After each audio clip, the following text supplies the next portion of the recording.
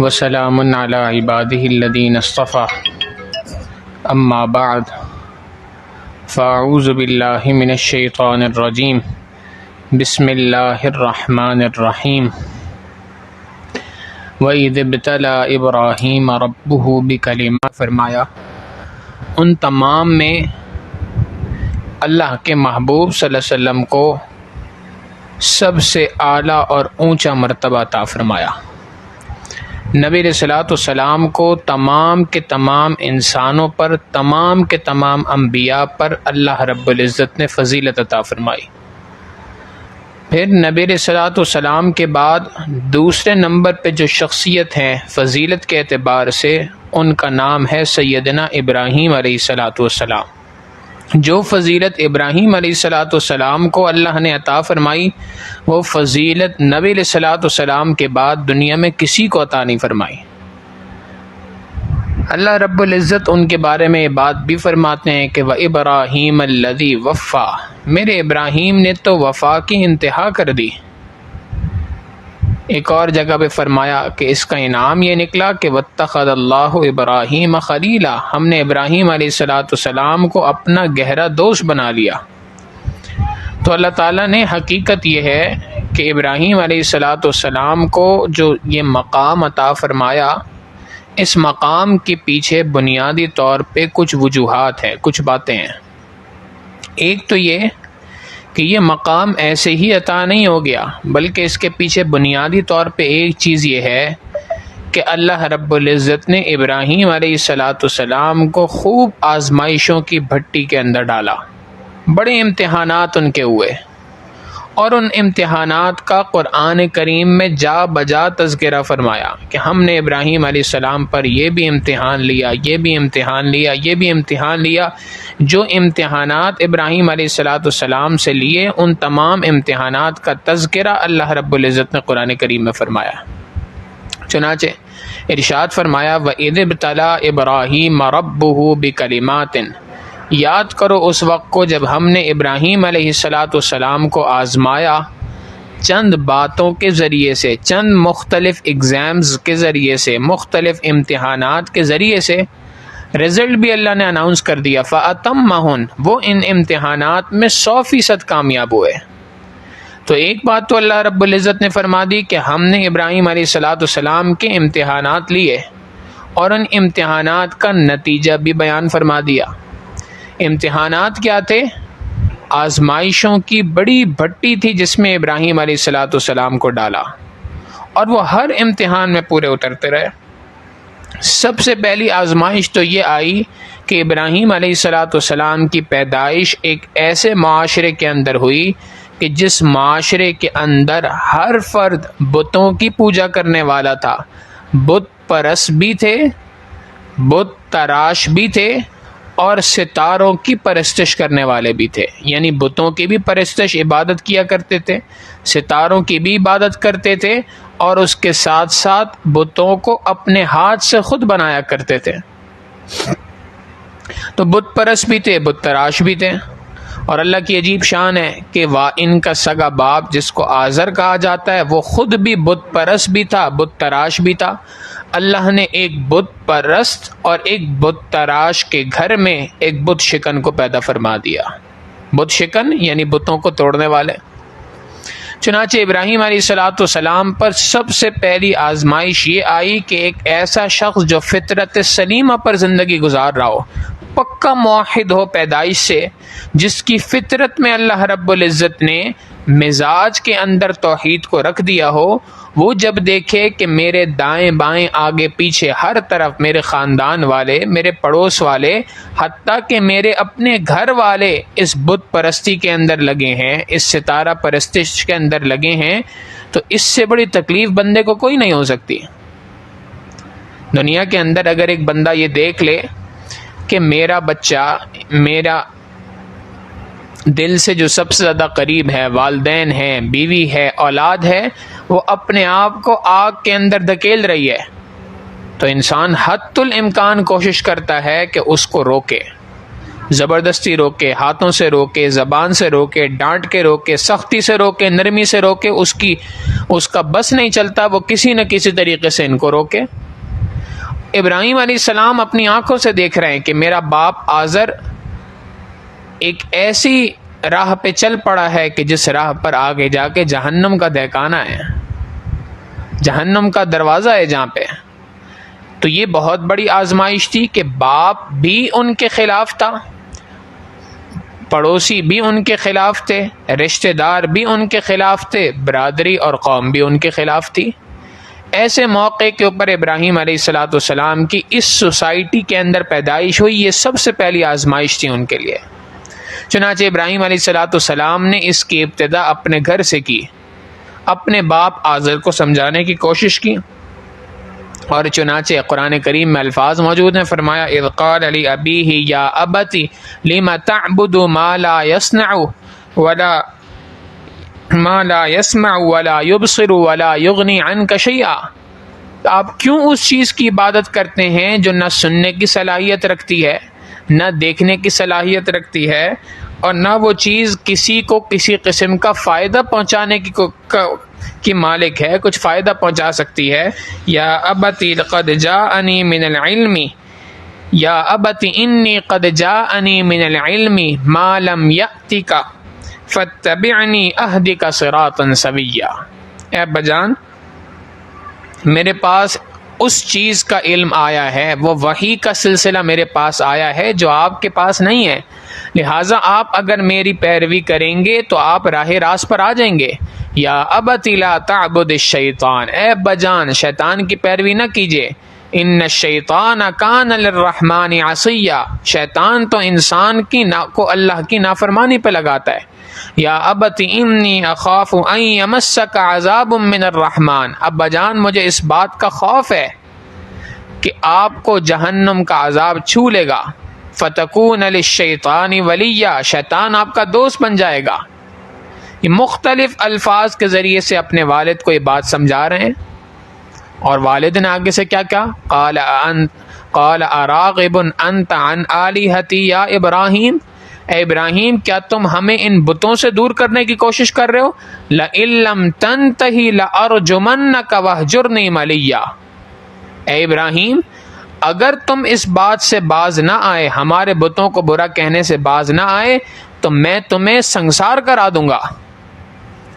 اب جب باپ نے اتنی سختی کے ساتھ گفتگو کی اور باپ نے اتنی ساری اپنے بیٹے کی نصیحتوں کو پس پش ڈالا، تو ابراہیم علیہ السلام نے آگے سے کہا قال سلام علیک، آپ پر سلامتی ہو، ساستغفر لک ربی، میں آپ کے لیے اپنے پروردگار سے دعا کرتا رہوں گا کہ اے اللہ ان کو ہدایت عطا فرما دے، ان کو ہدایت عطا فرما دے، آپ کی ہدایت کی میں مسلسل دعا کرتا رہوں گا۔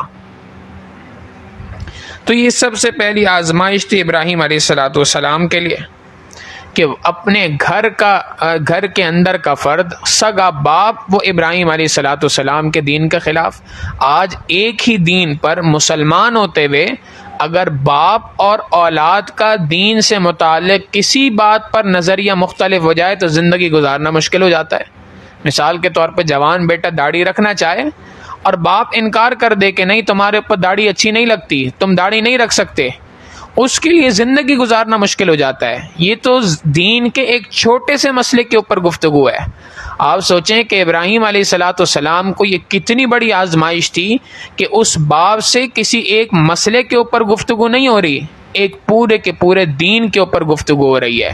جس چیز کی باپ ابتدا سے لے کے اب تک پرستش کرتا آ رہا ہے ابراہیم علیہ السلام اس کے خلاف کلمہ حق بلند کر کے کھڑے ہیں۔ تو یہ تو بہت بڑی آزمائش تھی۔ پھر دوسری آزمائش عام طور پہ یہ ہوتا ہے کہ جب نوجوان دین کی طرف آ رہا ہو اور والدین اگر ساتھ نہ دیں تو دوست ساتھی یار کوئی ساتھ دے دیتا ہے تو کوئی حوصلہ مل جاتا ہے، کوئی انسان کو تسلی مل جاتی ہے۔ مگر ابراہیم علیہ السلام کا حال یہ کہ گھر کے اندر اتنی سخت اپوزیشن ہے کہ بات یہاں تک پہنچ گئی کہ اب اگر تو نے ہمارے بتوں کے خلاف کوئی بات زبان سے نکالی تو تجھے سنسار کر دیں گے۔ یہ نہیں کہا گھر سے نکال دیں گے، بلکہ فرمایا سنسار کر دیں گے۔ اور گھر سے باہر والے جو ہیں ان میں سے کسی کو مدد کی نظر سے دیکھا جائے تو نظر آتا ہے کہ جتنے افراد ہیں سب کے سب اس بت پرستی کے اندر مبتلا، سب کے سب ان ستاروں کی پرستش کے اندر مبتلا۔ چنانچہ ابراہیم علیہ السلام نے باہر کے افراد کو، قوم کے افراد کو سمجھانے کی کوشش کی۔ ان سے کہا اتتخذوا اصناما آلہہ، کیا تم ان بتوں کو اپنا ہمارا معبود سمجھتے ہو؟ آؤ میں تمہیں سمجھاتا ہوں کہ یہ بت اور یہ ستارہ تو کوئی معبود نہیں ہے۔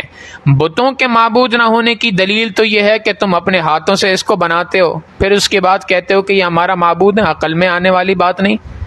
اور جہاں تک باتیں ان ستاروں کی، ان سورج اور چاند کی، آؤ میں تمہیں دکھاتا ہوں۔ ایک رات کو قوم کو لے گئے جب ستارے اچھی طرح سے چمک رہے تھے۔ فلما جن علیہ اللیل رأى کوكبا قال ھذا ربی، جب ستارہ چمک رہا تھا اس ستارے کو دیکھا اور قوم سے پوچھا تم سمجھتے ہو کہ یہ ستارہ میرا پروردگار ہے؟ ابھی اندازہ ہو جائے گا۔ تھوڑی دیر کے بعد ستارہ غائب ہو گیا، غروب ہو گیا۔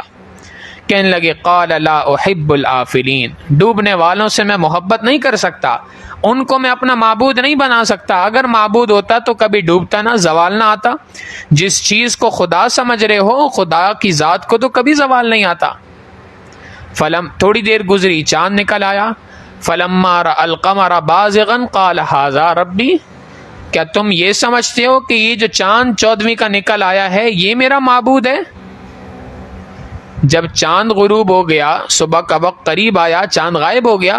فلما افل قال لئن لم يهدني ربي لأكونن من القوم الضالين، اے میری قوم، اگر اللہ کی ہدایت میرے ساتھ نہ ہوتی تو میں تو گمراہ لوگوں میں سے ہوتا۔ یعنی ایک میسج دے دیا کہ تم اگر ان چاند کو اپنا معبود سمجھتے ہو تو تم سے بڑا گمراہ دنیا کے اندر کوئی نہیں ہے۔ فلما رأى الشمس بازغة، اگلے ایک اور دن قوم کو اکٹھا کیا، سورج پوری آب و تاب کے ساتھ چمک رہا تھا اور اپنی گرمی دکھا رہا تھا۔ ابراہیم علیہ السلام نے کہا کہ تم یہ سمجھتے ہو کہ یہ سورج میرا معبود ہے اس لیے کہ یہ سب سے بڑا ہے، اس سے بڑی تو کوئی چیز ہے ہی نہیں کائنات کے اندر بظاہر۔ فلما رأى الشمس بازغة قال ھذا ربی ھذا اکبر، یہ میرا معبود ہے جو سب سے بڑا ہے۔ مگر جب سورج غروب ہونے لگا تو ابراہیم علیہ السلام نے قوم کو مخاطب کیا اور مخاطب کر کے کہا فلما افلت قال یا قوم انی بریء مما تشرکون، اے قوم تمہیں واضح طور پہ نظر آ چکا کہ یہ بھی ڈوبنے والی چیز، زائل ہونے والی چیز، ایسی چیز جس کو زوال آ رہا ہے تو یہ میرا معبود نہیں بن سکتی، لہٰذا میں تمہارے اس شرک سے اپنے آپ کو بری کرتا ہوں۔ اور پھر اس کے بعد فرمایا انی وجہت وجہی للذی فطر السماوات والارض حنیفا، میں اپنے رخ کو اس ذات کی طرف پھیرتا ہوں جس نے آسمان و زمین کو بنایا، وما انا من المشرکین، اور میں شرک کرنے والوں میں سے نہیں ہو سکتا۔ قوم نے الٹی سیدھی باتیں شروع کر دیں۔ پہلی بات یہ کہی کہ بھائی یہ کیسے وہ ممکن ہے کہ ہم ان کی عبادت چھوڑ دیں جن آباء و اجداد کے دین پر ہم چلتے ہوئے آ رہے ہیں، اپنے آباء و اجداد کو اسی طریقے سے دیکھ رہے ہیں بتوں کی پوجا کرتے ہوئے۔ ابراہیم علیہ السلام نے جواب دیا کہ یہ کیسے ہو سکتا ہے، تم جو بات کر رہے ہو وہ آباء و اجداد کے طریقے کی بات کر رہے ہو، اور میں جو تم سے بات کر رہا ہوں وہ اللہ رب العزت کی جانب سے عطا کردہ وحی کی بنیاد پہ کر رہا ہوں، لہٰذا تمہیں میری بات ماننی چاہیے۔ اگر وہ غلطی پہ تھے تو تمہیں چاہیے کہ آج اپنی اصلاح کرو، مگر قوم نے ماننے سے انکار کیا۔ اب ابراہیم علیہ السلام پر ایک اور آزمائش آئی، اور وہ آزمائش یہ تھی کہ اللہ کی جانب سے حکم ہو گیا کہ قوم جب زبان سے نہیں سمجھ پا رہی تو اس کو ہاتھوں کے ذریعے سے سمجھایا جائے۔ اب جہاں پوری قوم ایک طرف ہو اور ایک بندہ ایک طرف ہو، زبان سے ایک بات کا نکال دینا، کلمہ حق کا بلند کر دینا، یہ بھی بہت بڑی بات ہوا کرتی ہے، یہ آسان کام نہیں ہوتا۔ ابراہیم علیہ السلام سے مطالبہ یہ ہے کہ نہیں، زبان سے تو کہہ دیا، عمل سے کر کے ان کو دکھاؤ۔ آپ غور کریں کہ ایک قوم اگر کسی چیز کو اپنا دینی فریضہ سمجھتی ہو، دینی منصب سمجھتی ہو، اور اس کے سامنے اس کی اس دینی فریضے کی، اس دینی منصب کی، اس دینی حیثیت والی چیز کی اگر بے حرمتی کر دی جائے تو قوم تو کبھی چین سے نہ بیٹھے۔ مثال کے طور پر مسلمانوں کی عبادت گاہ مسجد ہے اس کی بے حرمتی کر دی جائے تو سارے مسلمان مل کر اس کو ختم کرنے کے در پہ ہو جاتے ہیں. وہ ہندوؤں کے کسی بت کو کوئی توڑنے کی کوشش کر دے، سارے ہندو مل کے اس کو ختم کرنے کی کوشش کر دیتے ہیں. یہ تو کسی مذہب کی رسومات میں سے کسی کی بے حرمتی کرنا یہ تو کسی کے نزدیک درست نہیں، کوئی اس کو اپنے لیے قابل قبول نہیں سمجھتا. اب اللہ رب العزت کی جانب سے حکم ہے کہ اے ابراہیم آپ نے ان کو سمجھانا ہے، اور سمجھانے کے لیے عمل کا سہارا لینا ہے. چنانچہ ابراہیم علیہ السلام پر یہ تیسری آزمائش تھی. ابراہیم علیہ السلام اپنی قوم کے ساتھ ہیں، قوم کا ایک سالانہ میلہ ہوتا تھا، اس میلے کے لیے پوری قوم باہر نکلی ہے. ابراہیم علیہ السلام سے کہا بھائی آپ بھی ساتھ چلیں، اس قوم کے فرد ہیں. فوراً کہنے لگے کہ نہیں میں آپ کے ساتھ نہیں جاؤں گا. فقال انی سقیم، میں تو بیمار ہوں، بیزار ہوں میں. اور معنی یہ لیا ذہن میں یہ بات تھی کہ اگر ان کے ساتھ میں باہر گیا اور وہاں پر یہ بت پرستی کا شکار ہوں گے، وہاں پر بتوں کی پوجا بھی کریں گے، اور اگر میں ان کے ساتھ رہا تو میں تو ایک اکیلا تنے تنا اللہ کا ماننے والا، تو میری طبیعت اس بات کو گوارا نہیں کر سکتی، اور میں یقیناً فطری اعتبار سے میری طبیعت پہ بوجھ پڑے گا، ذہن پر تناؤ پڑے گا اور میں بیمار ہو جاؤں گا. لہٰذا فرما دیا انی سقیم، مجھے تو تکلیف ہے، مجھے تو بوجھ ہے، میں بیمار ہو جاؤں گا، میں نہیں جا سکتا قوم کے ساتھ. قوم چلے گئی. پیچھے ابراہیم علیہ السلام نے تمام کے تمام بتوں کو ایک تلوار سے توڑ دیا، پاش پاش کر دیے سارے بت.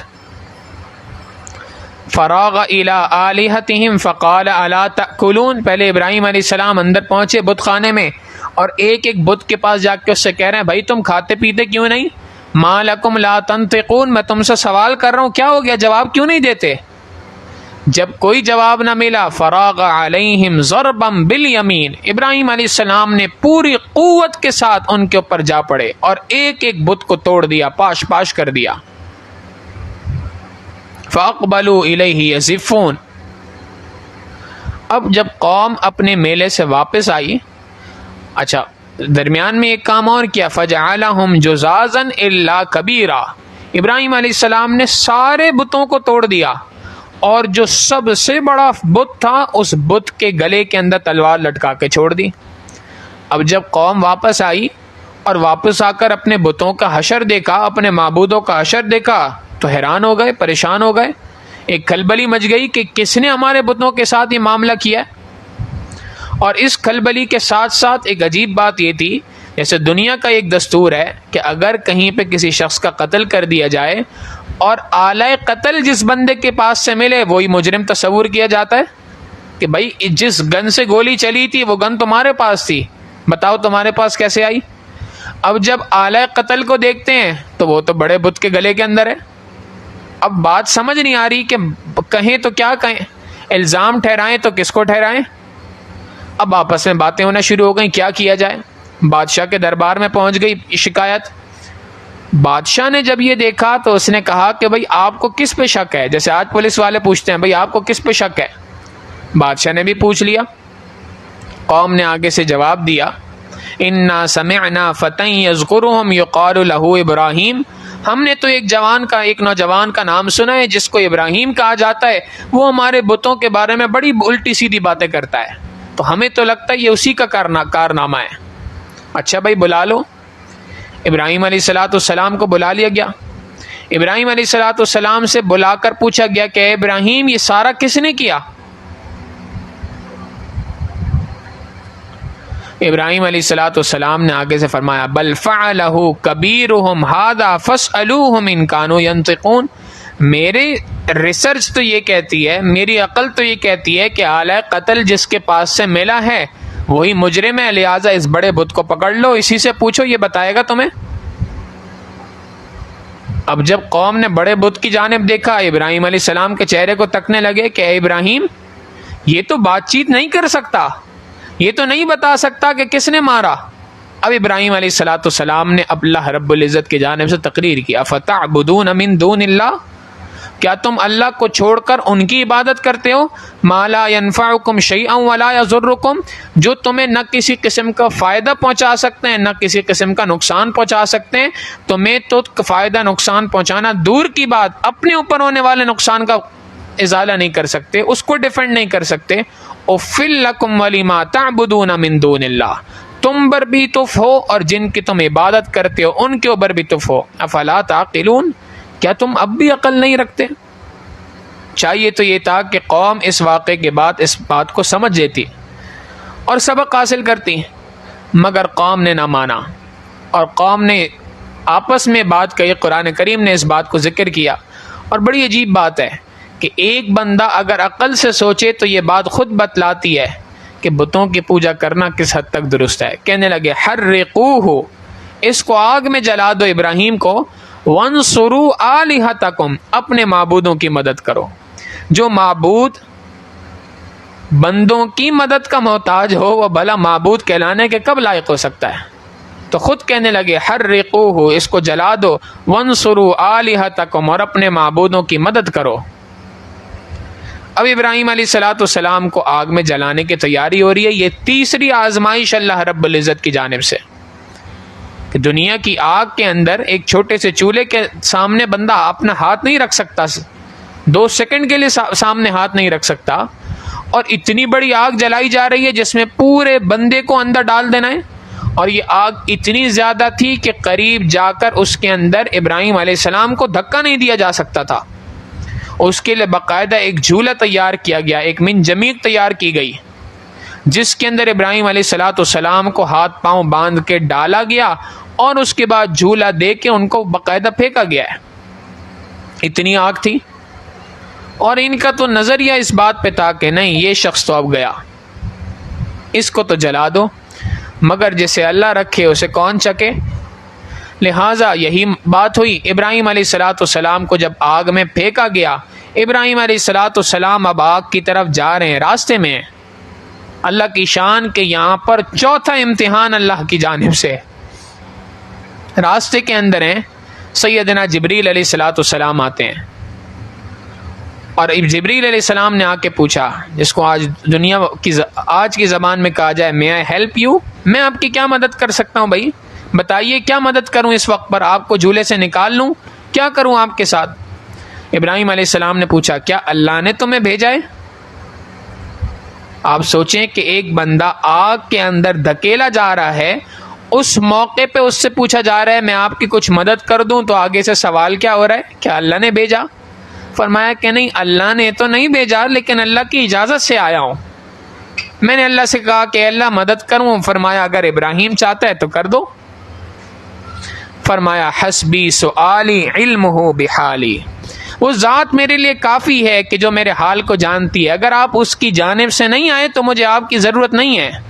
حسبی سؤالی علمہ بحالی. اور اسی کے ساتھ ابراہیم علیہ السلام آگ تک پہنچ گئے. اللہ رب العزت فرماتے ہیں قلنا یا نار کونی بردا وسلاما علی ابراہیم، ہم نے آگ سے کہا اے آگ ٹھنڈی ہو جا سلامتی کے ساتھ میرے ابراہیم پر. وہ آگ جو دنیا کے اندر جس کی تاثیر ہے کہ ہر چیز کو جلا دیا کرتی ہے، وہ آگ کے اندر جب ابراہیم علیہ السلام پہنچے تو آگ نے اپنا آپ ان کے لیے ٹھنڈا کر دیا، اور ایسا ٹھنڈا کر دیا کہ ابراہیم علیہ السلام اس کے اوپر سکون سے لیٹے ہوئے. اور جب تھوڑی دیر گزری تو ابراہیم علیہ السلام اسی آگ سے تسلی کے ساتھ سکون کے ساتھ نکل کر باہر آئے. اب قوم نے جب یہ منظر دیکھا تو اپنی انگلیاں دانتوں میں دبانے لگ گئے کہ یہ کیا معاملہ ہو گیا، یہ کیسے ہو گیا. تو یہ ابراہیم علیہ السلام پر چوتھی آزمائش تھی. یہ 4 آزمائشیں ہوئیں.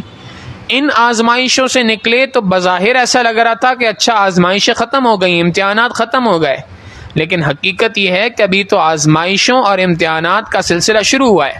اللہ تعالیٰ کی جانب سے حکم ہو گیا کہ اے میرے ابراہیم، آپ ان بت پرستوں کے ساتھ نہیں رہ سکتے، آپ کو یہاں سے جانا ہوگا، اس لیے کہ آپ موحد ہیں، یہ بت پرست ہیں، یہ 2 الگ الگ قومیں ہیں. گزشتہ درس میں بھی یہ بات ذکر کی تھی کل کے کہ مسلمان اور غیر مسلم یہ دو الگ الگ قومیں ہیں. یہ دو قومی نظریہ بنیادی طور پہ ابراہیم علیہ الصلوۃ والسلام کی ایجاد ہے. ابراہیم علیہ الصلوۃ والسلام نے سب سے پہلے دنیا کے اندر پیش کیا. لہٰذا اللہ کی جانب سے حکم ہو گیا کہ اے میرے ابراہیم اب آپ یہاں نہیں ٹھہر سکتے, یہاں سے نکلیے. چنانچہ ابراہیم علیہ الصلوۃ والسلام نے اپنی اہلیہ حضرت سارہ کو ساتھ لیا اور وہاں سے سفر شروع کر دیا, نکل گئے وہاں سے. اس لیے کہ اللہ کی جانب سے حکم تھا کہ ایک مسلمان غیر مسلم کی قومیت نہیں ہو سکتی, ایک قوم نہیں ہو سکتے یہ دو. ابراہیم علیہ الصلوۃ والسلام نے سفر شروع کر دیا وہاں سے اللہ کے حکم سے. جانا کہاں ہے, منزل کیا ہے, یہ بھی نہیں پتا. آگے ایک ایسے علاقے سے پہنچے کہ جہاں کا بادشاہ بڑا ظالم تھا. مشہور تھا اس کے بارے میں کہ وہ مسافروں کے اندر خوبصورت عورتیں جو ہوا کرتی تھیں ان کو اغوا کروا لیا کرتا تھا, ان کو گرفتار کر لیتا تھا اور اپنی محل کے اندر ان کو رکھتا تھا زبردستی. اب یہ ایک اور آزمائش ابراہیم علیہ السلام پر کہ بیوی ساتھ ہے, اور اللہ رب العزت نے اس کو ایسا حسن و جمال عطا فرمایا حضرت سارہ کو کہ جو اس زمانے میں کسی اور کے پاس نہ تھا. اس موقع کے اوپر حضرت ابراہیم علیہ السلام اپنی اہلیہ کے ساتھ جا رہے ہیں, اور جب اس بادشاہ کو پتہ چلا تو اس نے سپاہی بھیج دیے. سپاہیوں نے رپورٹ دی کہ جناب اس جیسی عورت آپ کے حرم کے اندر کوئی نہیں, لہٰذا بڑی اسی لائق ہے یہ کہ اس کو آپ کے حرم کا حصہ بنایا جائے. بادشاہ نے سنا تو کہا کہ گرفتار کر کے لے آؤ. ابراہیم علیہ السلام سے پوچھا یہ کون ہے؟ ابراہیم علیہ السلام نے آگے سے جواب دیا کہ یہ میری بہن ہے. اب بہن اس اعتبار سے کہا تھا کہ اسلامی رشتے کے اعتبار سے ہر مسلمان دوسرے مسلمان کا بھائی ہے, اور اسی طریقے سے بیوی بھی مسلمان ہونے کے اعتبار سے مسلم اخوت کا رشتہ اس کے ساتھ بھی موجود ہے. لہٰذا فرمایا کہ یہ میری بہن ہے. اس اعتبار سے قوم جب سپاہیوں نے یہ بات سنی تو تھوڑا سا معاملہ ہلکا ہو گیا, بہرحال گرفتار کر کے لے گئے. اب جب اس بادشاہ نے حضرت سارہ کی طرف اپنا ہاتھ بڑھایا تو اللہ کی جانب سے فیصلہ آ گیا, اس کا ہاتھ وہیں پر رک گیا اور ہاتھ جام ہو گیا, آگے نہیں بڑھ پا رہا, نہ پیچھے ہٹ پا رہا ہے. اب اس کو پریشانی ہوئی کہ میں نے کسی غلط جگہ پر ہاتھ ڈالنے کی کوشش کی ہے. اب حضرت سارہ سے کہنے لگا کہ اللہ سے میرے لیے معافی مانگو, مجھے معاف کر دو تاکہ میرا ہاتھ درست ہو جائے, میں تمہیں آزاد کر دوں گا. انہوں نے اللہ سے دعا مانگی, اللہ رب العزت نے اس کو تندرست کر دیا, ہاتھ صحیح کر دیا. اس نے پھر حضرت سارہ کی طرف ہاتھ بڑھایا. اب جب دوسری بات ہاتھ بڑھایا تو حضرت سارہ اللہ رب العزت نے پھر اس کے ہاتھ کو جام کر دیا. اب دوبارہ سے ہاتھ شل ہو گیا, اب پھر پریشان ہے. پھر کہنے لگا جی اللہ سے دعا کر دو, میں نہ صرف یہ کہ تمہیں کچھ نہیں کہوں گا بلکہ تمہیں معاف بھی کر دوں گا اور تمہیں ایک خدمت گزار بھی دے دوں گا جو تمہارے راستے کے اندر تمہارے ساتھی بن سکے. چنانچہ انہوں نے اللہ سے دعا کی, اللہ رب العزت نے اس کا ہاتھ درست کر دیا. اس نے ایک خادمہ, ایک لانڈی ساتھ کر دی کہ تم اس کو ساتھ لے جاؤ, یہ تمہاری خدمت کرے گی. ابراہیم علیہ السلام کے پاس پہنچی, انہوں نے فرمایا کہ بھئی کیا معاملہ بنا؟ انہوں نے کہا جی اللہ نے مدد فرمائی. گئی تو تھی اس ڈر سے کہ کہیں وہ میرے اوپر دسترازی نہ کرے, اور اللہ نے ایسا فضل فرمایا کہ اسی شخص کے ہاتھوں ایک گفٹ بھی عطا فرما دیا. یہ ہمارے لیے خدمت گزار ہیں. ان کا نام تھا بی بی ہاجرہ. ابراہیم علیہ الصلوۃ والسلام نے بعد میں ان سے نکاح کر لیا. بہرحال حضرت سارہ کے ساتھ اب جا رہے ہیں ہجرت کر کے, اور یہ ہجرت کر کے جا رہے ہیں. یہ ابراہیم علیہ الصلوۃ والسلام پر ایک اور چوتھی آزمائش ہے پانچویں آزمائش ہے اللہ رب العزت کی جانب سے. اب چھٹی آزمائش آتی ہے اللہ رب العزت کی جانب سے, اور وہ آزمائش اس موقع پہ آئی کہ جب ابراہیم علیہ الصلوۃ والسلام بڑھاپے کی عمر کو ہیں, 90 سال کی عمر ہے, اور اس 90 سال کی عمر میں ابراہیم علیہ الصلوۃ والسلام کو اللہ تعالیٰ نے ایک بیٹا عطا فرمایا.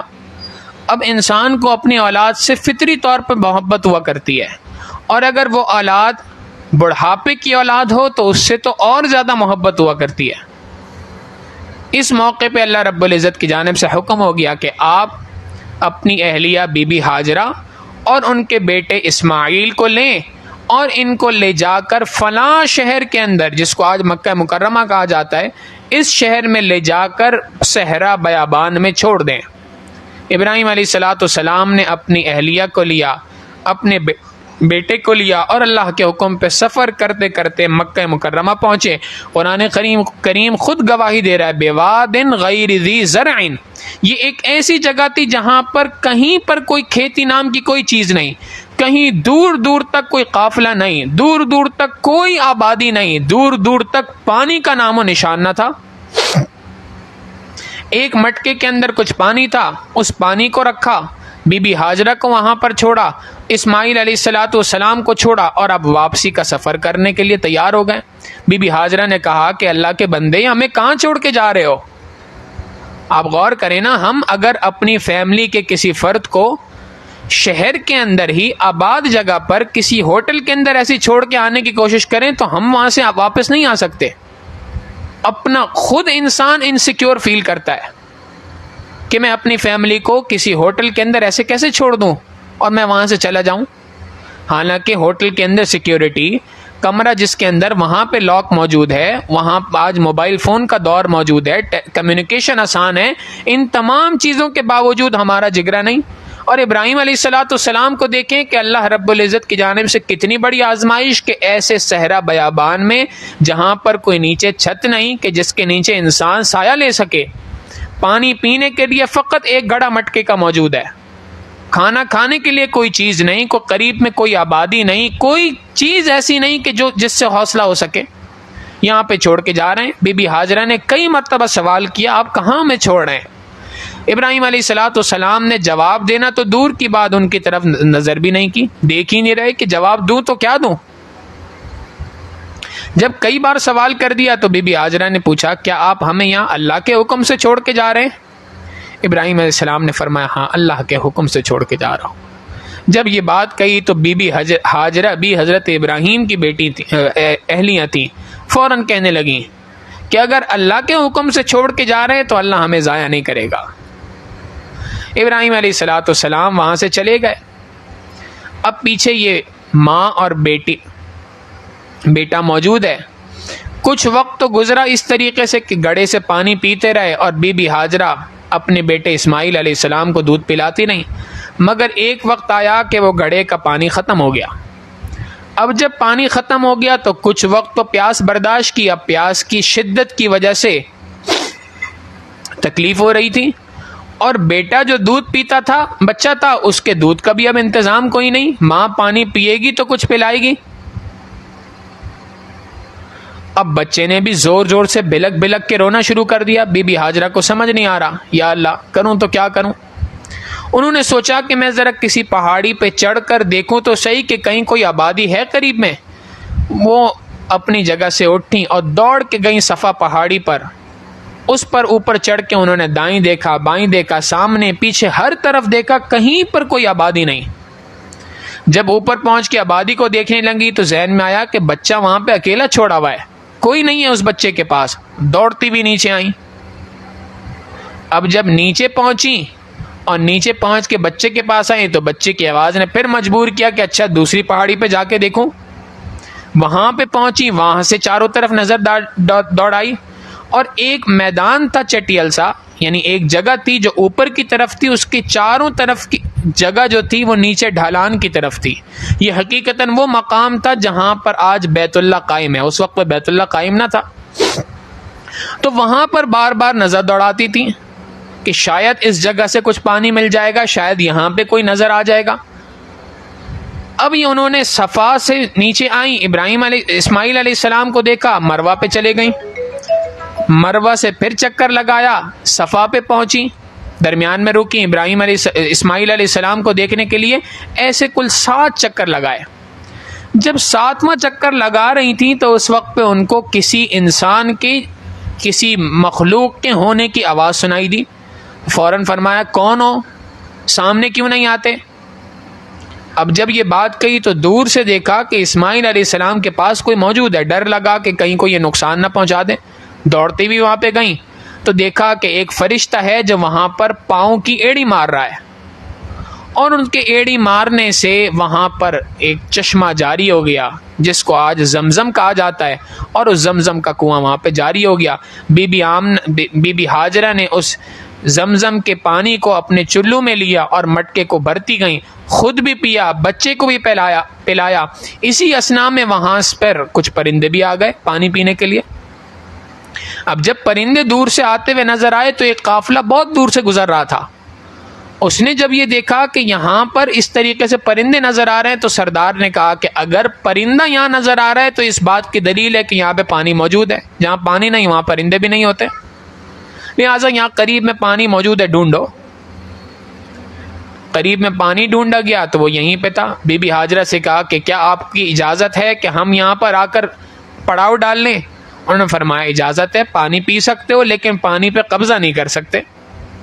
چنانچہ وہ قافلہ وہاں پہ آیا اور اس طریقے سے مکہ مکرمہ کے اندر آبادی کا سلسلہ شروع ہوا۔ تو ابراہیم علیہ السلام پر ایک آزمائش یہ تھی۔ اب اس آزمائش کے درمیان میں ایک مرتبہ ابراہیم علیہ السلام جب یہاں پر کافی عرصے کے بعد اپنی بیوی اور بچے کو دیکھنے کے لیے آئے تو بڑی تسلی ہوئی یہ دیکھ کر کہ اچھا یہاں پر آبادی بھی آ گئی ہے، کچھ نہ کچھ کسی نہ کسی درجے میں پانی کا بھی کچھ نہ کچھ انتظام ہو گیا ہے، تو چلو میری بیوی اور بچے یہاں سکون سے رہ سکتے ہیں۔ اور اللہ کی شان کے عجیب امتحان تھا کہ اے میرے ابراہیم، بیوی اور بچے تو یہاں رہیں گے، آپ یہاں پہ نہیں رہ سکتے۔ اب ابراہیم علیہ السلام سمجھ رہے تھے کہ آزمائش ختم ہو گئی، لیکن یہاں پر چھٹی آزمائش اللہ رب العزت کی جانب سے۔ چنانچہ اللہ تعالیٰ نے فرمایا کہ اے میرے ابراہیم، آپ کا جو یہ بیٹا جوان ہو گیا ہے اس کو ذبح کرنا ہے۔ اور اس کا بھی معاملہ ایسے پیش آیا کہ ایک دن خواب دیکھا اور خواب کے اندر دیکھا کہ میں اپنے بیٹے کو ذبح کر رہا ہوں اپنے ہاتھوں سے۔ اٹھے تو چونکہ نبی کا خواب سچا ہوا کرتا ہے، نبوت کا حصہ ہوتا ہے، لہٰذا فوراً سمجھ گیا اللہ کی جانب سے یہی حکم ہے۔ بیٹے کے پاس آئے اور فلما بلغ معه السعی، جب اسماعیل علیہ السلام اپنے والد کے ساتھ دوڑنے کی عمر کو پہنچے، یعنی اس عمر کو پہنچ گئے کہ جس عمر میں انسان شعور رکھتا ہے، باتوں کا صحیح جواب دے سکتا ہے، اچھے اور برے کی پہچان کر سکتا ہے، قال یا بنی، ابراہیم علیہ السلام نے ان سے کہا اے میرے بیٹے، انی ارا فی المنام انی اذبحک فانظر ماذا تری، میں خواب میں دیکھتا ہوں کہ میں تجھے ذبح کر رہا ہوں، بتا تیری اس بارے میں رائے کیا ہے۔ یہ نہ تھا کہ اگر تیری رائے فیور میں ہے تو کر دیں گے، نہیں ہے تو نہیں کریں گے، بلکہ مقصد یہ تھا کہ اے میرے بیٹے اگر تیری رائے فیور میں ہوگی تو میں تجھے باخوشی ذبح کروں گا، اور اگر تو اس کے مخالف رائے دے گا تو تجھے جان بوجھ کر زبردستی ہاتھ باندھ کر تجھے ذبح کروں گا، اس لیے کہ اللہ کا حکم ہے یہ تو۔ مگر وہ بیٹا بھی کس کا بیٹا تھا؟ ابراہیم علیہ السلام کا۔ خود کہنے لگے یا ابت افعل ما تؤمر، ابا جان جس چیز کا آپ کو حکم دیا گیا ہے کر گزریے، ستجدنی انشاء اللہ من الصابرین، آپ تو مجھے صبر کرنے والوں میں سے پائیں گے۔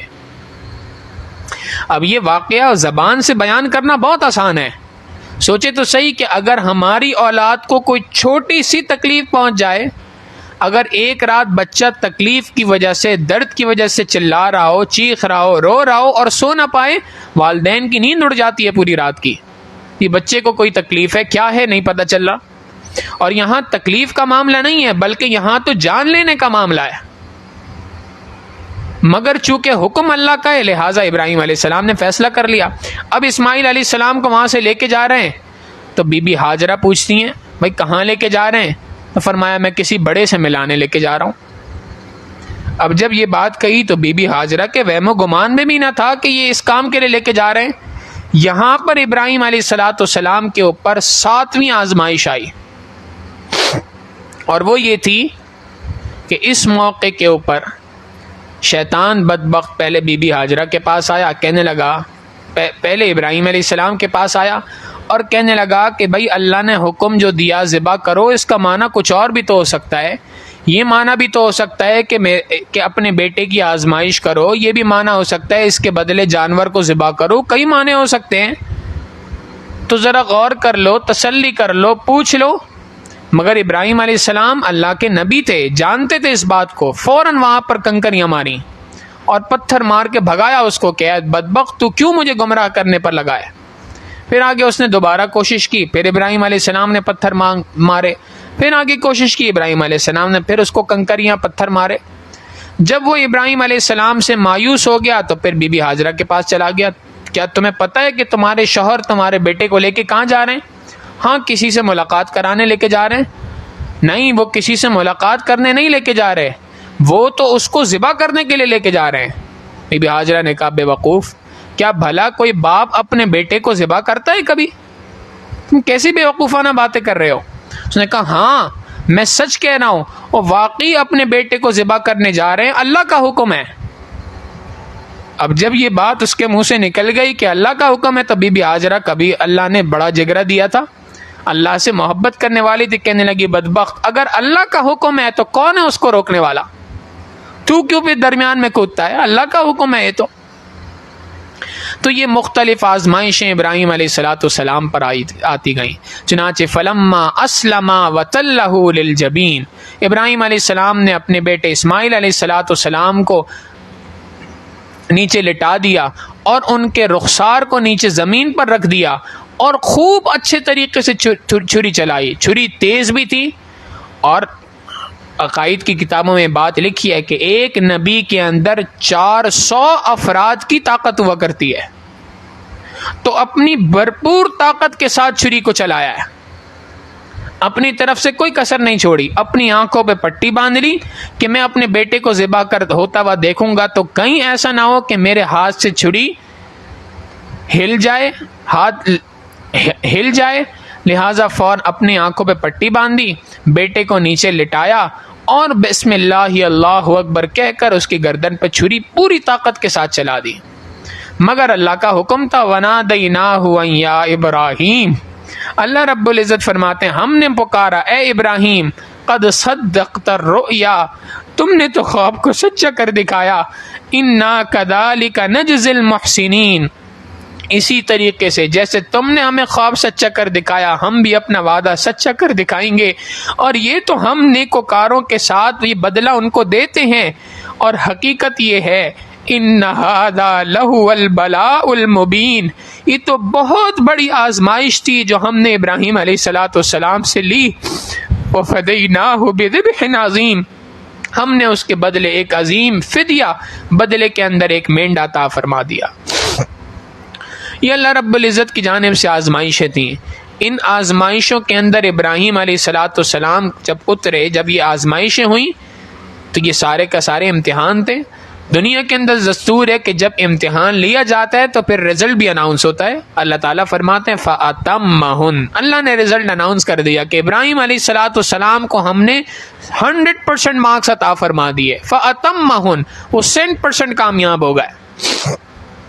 اب جب دنیا کے اندر کوئی کامیابی حاصل ہوتی ہے تو دنیا کے امتحانوں میں کامیاب ہونے کے بعد کوئی انعام، کوئی ایوارڈ دیا جاتا ہے۔ ابراہیم علیہ السلام کو بھی ایوارڈ دیا گیا۔ ایوارڈ یہ دیا گیا کہ اللہ تعالیٰ نے فرما دیا وَتَرَكْنَا عَلَيْهِ فِي الْآخِرِينَ، اے ابراہیم یہ آپ کے ساتھ جتنی آزمائشیں ہوئیں ان کے اندر جو معاملات ہوئے ہم نے ان کو باقی رکھ دیا آنے والی قوم کے لیے۔ سلام علی ابراہیم، کہ ابراہیم پر سلامتی ہو۔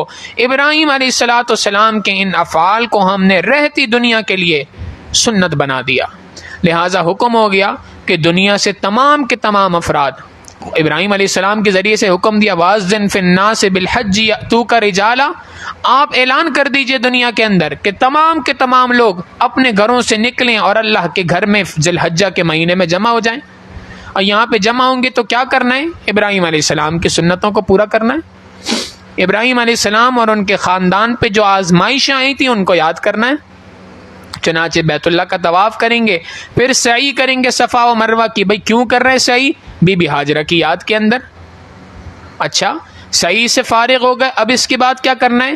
یہاں سے آپ نے نکل کے جانا ہے منا کے مقام پر۔ منا میں جا کے کیا کرنا ہے؟ کنکریاں جمع کرنی ہیں۔ کنکریاں کیوں جمع کرنی ہیں بھائی؟ میرے ابراہیم نے شیطان کو مارا تھا، آج تم بھی اس کی یاد کو تازہ کرو گے۔ کنکریاں جمع کر کے منا سے نکلو اور اس کے بعد عرفات کے میدان میں پہنچو۔ عرفات کے میدان میں کیوں پہنچو گے بھائی؟ یہاں میرے ابراہیم کی سنت ہے، یہاں پر ان کی ملاقات ہوئی تھی۔ اچھا اب یہاں سے نکل کے کہاں جاؤ؟ مزدلفہ کے مقام پہ چلے جاؤ، وہاں پہ رات گزارو، پھر واپس آؤ اور واپس آ کر قربانی کا فریضہ ادا کرو منا کے اندر۔ قربانی کا فریضہ کیوں ادا کرو؟ میرے ابراہیم کی سنت ہے۔ پھر اس کے بعد جب قربانی کا فریضہ انجام دے دیا، اب اس کے بعد کیا کرو؟ واپس مینا کے اندر اس جگہ پہ جاؤ جہاں میرے ابراہیم نے شیطان بدبخت کو کنکریاں ماری تھی، تم بھی وہاں جا کر کنکریاں مارو اور میرے ابراہیم کی سنت کو ادا کرو۔ جگہ جگہ ابراہیم علیہ السلام کی سنتوں کو ادا کرایا، اور پھر یہیں پر معاملہ ختم نہیں کیا۔ اچھا، بعض لوگ تو وہ ہیں جو دنیا کے سارے کاموں کو چھوڑ کر اپنے وسائل استطاعت کے مطابق میرے گھر میں آ جائیں گے، وہ ساری سنتوں پہ عمل کریں گے۔ جو ان سنتوں پہ عمل نہ کر سکے، اپنے اپنے گھروں میں ہوں، تو وہ کیا کرے؟ ہاں، چھوڑا ہم نے ان کو بھی نہیں، ان کے لیے بھی حکم دے دیا کہ تم نے بھی میرے ابراہیم کی سنت کو ادا کرنا ہے۔ اپنے اپنے مقام پر جہاں کہیں ہو قربانی کا فریضہ انجام دو، جانور کو ذبح کرو۔ اللہ جانور کو کیوں ذبح کرنا ہے؟ کیا اتنے پیسے کسی غریب کو دے دے تو فائدہ ہو جائے گا؟ اللہ رب العزت فرماتے نہیں۔ نبی علیہ السلام نے فرمایا کہ ان 3 ایام میں جو عید الاضحیٰ کے ایام ہیں، اللہ رب العزت کو جانور کے خون بہانے سے زیادہ پسندیدہ عمل کوئی دوسرا نہیں ہے۔ خون بہانا ہے جانور کا۔ اس موقع پہ ایک مثال کے طور پہ ایک جانور، ایک گائے 2 لاکھ روپے کی آتی ہے، بندہ 2 لاکھ روپے کسی غریب کو دے کر صدقہ کر دے، کسی غریب کو دے دے، اللہ رب العزت فرماتے نہیں، اس سے پسندیدہ عمل یہ کہ تم نے ایک جانور کو ذبح کرنا ہے۔ کیوں؟ اس لیے کہ اس میں میرے ابراہیم کی یاد تازہ ہو رہی ہے۔ تو اللہ رب العزت کی جانب سے ایک انعام تو ابراہیم علیہ السلام کو یہ ملا کہ وَتَرَكْنَا عَلَيْهِ فِي الْآخِرِينَ، ابراہیم علیہ السلام کا تذکرہ رہتی دنیا کے تک اللہ رب العزت نے اتار دیا، ہر بندے کے سامنے ابراہیم علیہ السلام کا تذکرہ۔ اور دوسرا انعام کیا عطا فرمایا؟ قَالَ إِنِّي جَاعِلُكَ لِلنَّاسِ إِمَامًا، اللہ تعالیٰ نے ابراہیم علیہ السلام کو روحانی پیشوا بنا دیا۔ ان کی نسل کے اندر 4000 انبیاء علیہم السلام کو پیدا فرمایا۔ آج اگر کسی خاندان میں ایک شخص عالم ہو تو سارا خاندان فخر سے بتاتا ہے جی ہمارے خاندان میں فلاں شخص عالم ہے۔ اور اللہ تعالیٰ نے یہ کیسا انعام عطا فرمایا کہ 1 نہیں 2 نہیں، عالم نہیں، بزرگ نہیں، نبی پیدا فرما دیا، اور 1 نہیں 2 نہیں 4000 انبیاء کو ان کی قوم کے اندر پیدا فرما دیا۔ تو اللہ رب العزت نے یہ انعامات ابراہیم علیہ السلام کو عطا فرمائے، امت محمدیہ کو سبق دے دیا کہ بھئی یہ سارے واقعات ہم نے قرآن میں ذکر کر دیے، جا بجا ابراہیم علیہ السلام کا تذکرہ کر دیا، تمہیں بھی حکم ہو گیا کہ جی ذی الحجہ کے ایام میں ابراہیم علیہ السلام کی سنتوں کی پیروی کرو، ان کے طریقوں کی نقل کرو۔ کیوں؟ سبق کیا ہے اس کے ذریعے سے؟ سبق بنیادی طور پہ ایک ہی ہے، اور وہ سبق یہ ہے کہ اللہ رب العزت یہ چاہتے ہیں کہ ملت ابراہیمی کو مزاج ابراہیمی سے روشناس کرا دیا جائے۔ ہم ملت ابراہیمی ہیں، ابراہیم علیہ السلام کی ملت میں سے ہیں، تو ملت ابراہیمی کو مزاج ابراہیمی سے روشناس کرانا چاہتے ہیں کہ اے ابراہیم علیہ السلام کے ماننے والوں، مزاج ابراہیمی کو پہچانو کہ وہ کیا ہے۔ اور مزاج ابراہیمی 2 لفظوں میں اللہ نے قرآن میں ذکر کر دیا کہ اذ قال له ربه اسلم قال اسلمت لرب العالمین، جب ان سے کہا گیا کہ اپنے سر کو اللہ کے حکم کے آگے جھکا لے، انہوں نے فوراً کہا اسلمت لرب العالمین، میں اپنے سر کو اپنے پروردگار کے سامنے جھکاتا ہوں۔ اللہ کا حکم آ گیا، اللہ کے حکم کے آگے نہ دائیں دیکھا نہ بائیں دیکھا۔ ایمان والوں کو بھی یہی حکم ہے کہ جہاں کہیں پہ بھی اللہ کا حکم سامنے آ جائے، اللہ کے حکم کے آگے تمام کی تمام چیزوں کو چھوڑ دینا ہے۔ یہی ابراہیم علیہ السلام کی ان تمام کی تمام آزمائشوں کے پیچھے خلاصہ ہے۔ پہلا سبق ہمیں یہی ملتا ہے، اور دوسرا سبق یہ ملتا ہے کہ اللہ رب العزت یہ سمجھانا چاہ رہے ہیں کہ دیکھو، اگر تم کلمہ پڑھ چکے ہو، اسلام لا چکے ہو، تو جیسے میرے ابراہیم پر آزمائشیں آئی تھیں، امتحانات تمہارے اوپر بھی آئیں گے۔ امتحانات کے بغیر نہیں ہو سکتا۔ قرآن کریم میں اللہ تعالیٰ فرماتے ہیں احسب الناس ان یترکوا ان یقولوا آمنا وهم لا یفتنون، کیا لوگوں نے یہ سمجھ رکھا ہے کہ ان کا یہ کہہ دینا کہ ہم ایمان لے آئے، ان کا صرف کلمہ پڑھ دینے سے ان کی آزمائش نہیں ہوگی؟ یہ کیسے ممکن ہے؟ وَلَقَدْ فَتَنَّ الَّذِينَ مِن قَبْلِهِمْ، جو لوگ ان سے پہلے گزرے ہیں ہم نے ان کو بھی آزمایا ہے، آج بھی اگر کوئی ایمان لے کے آئے گا اس کی بھی آزمائش ہوگی۔ لہٰذا اللہ کی جانب سے آزمائشیں ہیں، اللہ کی جانب سے امتحانات بندے کے اوپر آتے ہیں۔ پہلے افراد کے اوپر ان کی استعداد کے مطابق بڑے بڑے امتحانات آیا کرتے تھے، آج کے امتی کے اوپر امتحانات اس کی استعداد کے مطابق آتے ہیں۔ امتحان ضرور ہوتا ہے، ان کے امتحانات کیا تھے؟ حضرت بلال کا واقعہ دیکھ لیں رضی اللہ عنہ، حضرت خبیب رضی اللہ عنہ کا واقعہ دیکھ لیں، ان سب نے اسلام کی خاطر بڑی بڑی قربانیاں دیں، یہ سب کے سب امتحانات سے گزرے۔ ہم اور آپ ان قربانیوں کا تصور نہیں کر سکتے۔ جب نہیں کر سکتے تو اللہ نے ہم سے یہ امتحانات نہیں لیے کہ بھئی انگارے پہ لیٹ کے دکھاؤ اگر واقعی مومن ہو۔ ہم سے تو امتحان نہیں لیا، یہ ہم سے امتحان کیا لیا کہ ہاں امتحان یہ ہے کہ تم کاروبار کر رہے ہوگے، اس کاروبار کے کرتے ہوئے اس وقت پر اللہ کا منادی تمہیں اذان دے گا، آواز پکارے گا نماز کی طرف، دیکھنا یہ ہے کہ تم دکان کو بند کر کے نماز کی طرف متوجہ ہوتے ہو کہ نہیں ہوتے، حلال اور حرام کے درمیان تمیز کرتے ہو کہ نہیں کرتے، یہ تمہاری آزمائش ہے، اپنی نظروں کی حفاظت کرتے ہو کہ نہیں کرتے، یہ آزمائش ہے تمہارے اوپر، گناہوں سے بچتے ہو کہ نہیں بچتے، یہ آزمائش ہے تمہارے اوپر۔ تو یہ چھوٹی چھوٹی آزمائشیں ہمارے اوپر ہیں، اور یہ آزمائشوں کے پیچھے بنیادی طور پہ سبق وہی ہے جو ابراہیم علیہ الصلوۃ والسلام کے قصے میں دیا کہ آزمائشیں تو ہر بندے کے اوپر آنی ہے۔ قرآن کریم یہ اصول بیان کر رہا ہے کہ جب کبھی بھی تمہارے اوپر آزمائش آئے، جب بھی تمہارے اوپر امتحان آئے، اللہ کے حکم کو فوقیت دو، اللہ کے حکم کے آگے اپنے سر کو جھکا لو۔ یہی ابراہیم علیہ الصلوۃ والسلام کا پیغام ہے۔ اللہ رب العزت سے دعا ہے کہ پروردگار عالم ہمیں ابراہیم علیہ الصلوۃ والسلام کے مزاج کو سمجھنے اور اس کو اپنانے کی توفیق عطا فرمائے۔ وآخر دعوانا ان الحمد للہ رب العالمین۔ مراقبہ کر لیجیے، پھر دعا کرتے ہیں۔ آنکھوں کو بند کر لیں، سر کو جھکا لیں، دنیا اور جو کچھ دنیا میں ہے اس سے ہٹ کٹ کے اللہ رب العزت کی یاد میں ڈوب جائیں۔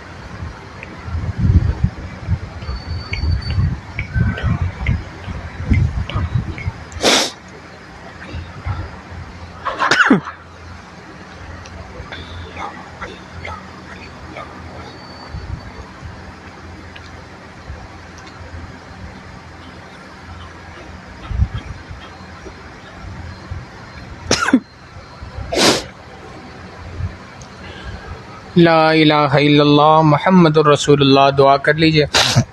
سبحان ربی العلی الوہاب، اللہم صلی علی سیدنا محمد وعلی آل سیدنا محمد مبارک وسلم۔ ربنا ظلمنا انفسنا وإن لم تغفر لنا وترحمنا لنکونن من الخاسرین۔ کریم آقا، ہم آپ کے عاجز و مسکین بندے ہیں، اللہ ہمارے گناہوں کو معاف فرما، ہماری خطاؤں سے درگزر فرما، ہمارے عیبوں کی پردہ پوشی فرما۔ اے کریم آقا، اپنی رحمتوں کا معاملہ ہمارے ساتھ فرما، ہمارے ساتھ خیر کا معاملہ فرما، ہمارے ساتھ کرم کا معاملہ فرما۔ اللہ ہمیں مزاج ابراہیمی کو اپنانے کی توفیق عطا فرما۔ میرے مالک ابراہیم علیہ الصلوۃ والسلام کے ان واقعات کے ذریعے سے سبق سیکھنے کی توفیق عطا فرما۔ اللہ مزاج ابراہیمی کو اپنی زندگی میں اپنانے کی توفیق عطا فرما۔ میرے مالک اپنی رحمتوں کا معاملہ ہمارے ساتھ فرما، ہمارے ساتھ کرم کا معاملہ فرما، ہمارے ساتھ فضل کا معاملہ فرما۔ اے کریم آقا، ہمارے ساتھ رحمتوں کا معاملہ فرما۔ اللہ ہم آپ کو چاہتے ہیں، آپ کی محبت کو حاصل کرنا چاہتے ہیں۔ میرے مالک، نفس و شیطان ہمارے راستے کی رکاوٹ ہے۔ اے اللہ، آج آپ کے پیارے خلیل سیدنا ابراہیم علیہ الصلوۃ والسلام کا تذکرہ ہوا، اللہ ان کے اس تذکرے کے طفیل ہم آپ سے دعا مانگتے ہیں۔ اللہ، جو محبت آپ نے ابراہیم علیہ الصلوۃ والسلام کے دل میں عطا فرمائی، اللہ اس کے چند قطرے ہمارے سینوں میں بھی ٹپکا دیجئے، ہمیں بھی اپنی محبت عطا فرما دیجئے۔ اللہ، اپنا عشق ہمیں نصیب فرما دیجئے، اپنی معرفت ہمیں نصیب فرما دیجئے۔ رحمتوں کا معاملہ ہمارے ساتھ فرما، کرم کا معاملہ فرما۔ اللہ ہمیں نمازوں کی حضوری نصیب فرما، سجدوں کا سرور نصیب فرما، نمازوں کی پابندی نصیب فرما، قرآن کریم کا پڑھنے کا لطف نصیب فرما۔ اے کریم آقا، رات کے آخری پہر کی مناجات کی لذت ہمیں عطا فرما۔